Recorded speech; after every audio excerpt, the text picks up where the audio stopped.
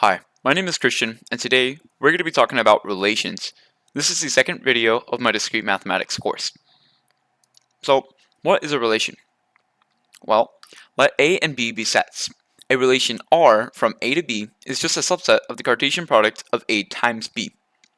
So given an ordered pair xy and A times B, x is related to y by R only if the Cartesian tuple of xy is inside R.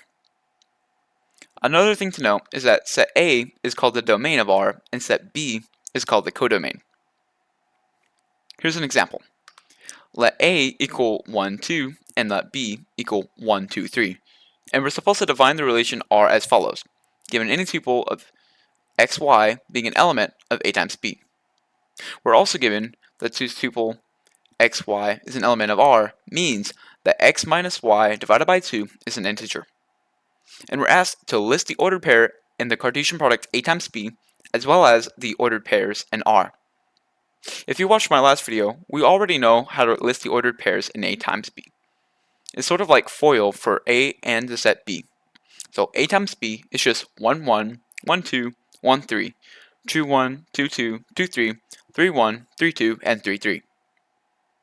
In order to get the set of R, all you have to do is plug in each of the tuples in A times B into the formula we were given, x minus y divided by 2. The first one, 1, 1, you would just plug in 1 minus 1 divided by 2. This is an integer, so it belongs to the set R.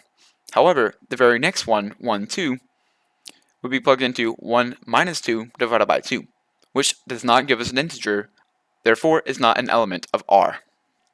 After filling out each one of these tuples, we can determine that R is equal to 1, 1, 1, 3, and 2, 2, since these are the only tuples that satisfy our condition. The next question we're asked is 1R3, is 2R3, and is 2R2. This is a little confusing at first, but here's a hint. The equivalent of 1R3 is 1, 3, the tuple, an element of R. And since we know what R is, all we have to do is check to see if 1, 3 is an element of R. And it is. 1, 3 is the second element of R. What about 2R3? Again, that's just is 2, 3 an element of R? It is not, so the answer is no. What about 2R2? Yes, it's the third element. Okay, this is the last question for this example. What is the domain and codomain of R? Well, A times B, so A is a domain and B is the codomain. Alright, moving on. Let A equal 1, 2, 3 and B equal 1, 3, 5. We're supposed to define the relations S and T as follows. For every tuple xy is an element of the Cartesian product A times B. We're also given that xy is an element of S, means that x is less than y. We're also given that T is equal to the tuples 2, 1 and 2, 5. We're asked to write S in set builder notation. To do this, all you have to say is that xy is an element of A times B such that x is less than y. We're also asked to write S in set roster notation. In order to do this, all you have to do is find out the Cartesian product of A times B and figure out which tuples satisfy the condition that we were given, such that x is less than y. This gives us the set of S, which is 1, 3, 1, 5, 2, 3, 2, 5, and 3, 5. We're also asked to draw arrow diagrams for S and T. So here's T and here's S. All you have to do is look at each of the tuples. For S, we see 1 and 3, so that means that 1 is mapped to 3. 1 is also mapped to 5, and 2 is mapped to 3, 2 is mapped to 5, and 3 is mapped to 5. For T, it's very similar. 2 is mapped to 1, but 2 is also mapped to 5. Alright, last example. Let x equal A, B, C. We want to donate the power set of X, list the members of it.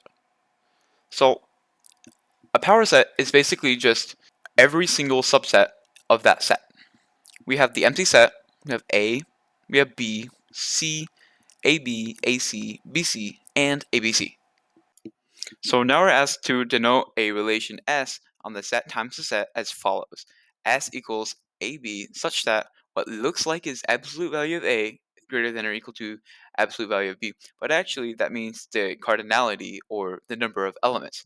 So we're basically asking to find the subset of uh, the number of elements of A if it's greater than or equal to the number of elements in the second set. So is ABS BC?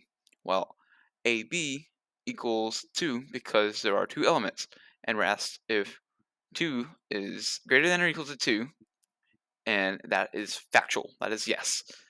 What about a BS 0 basically? 2 is greater than or equal to an empty set, so that's also true. What about this? Is BCS ABC? Well, the first set only has 2, whereas the second set has 3, and 2 is not greater than or equal to 3, so that's not true. Lastly is CSA. Well, 1 is greater than or equal to 1, so that's true. Our next video is going to be on functions.